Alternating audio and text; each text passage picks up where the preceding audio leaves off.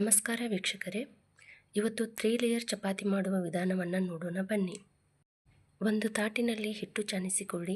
ರುಚಿಗೆ ತಕ್ಕಷ್ಟು ಉಪ್ಪನ್ನು ಸೇರಿಸಿ 1-2 ಸ್ಪೂನ್ ಎಣ್ಣೆಯನ್ನು ಹಾಕಿ ಎಲ್ಲವನ್ನು ಚೆನ್ನಾಗಿ ಮಿಶ್ರಣ ಮಾಡಿಕೊಳ್ಳಿ.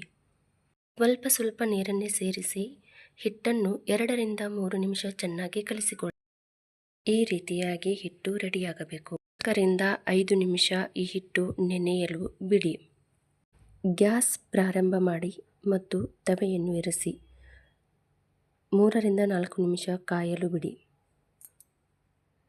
ಸಣ್ಣ ಗೋಳಾಕಾರದ ಉಳ್ಳಿಯನ್ನು ತಯಾರು ಮಾಡಿಕೊಳ್ಳಿ.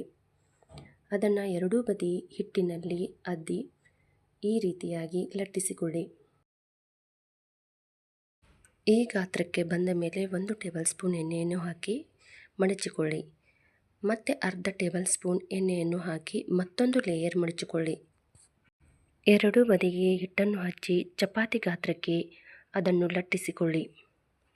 ನಂತರ ಹಂಚಿನ ಮೇಲೆ ಹಾಕಿ ಎರಡೂ ಬದಿ ಎಣ್ಣೆಯನ್ನು ಚೆನ್ನಾಗಿ ಹಚ್ಚಿ ಬೇಯಿಸಿಕೊಳ್ಳಿ.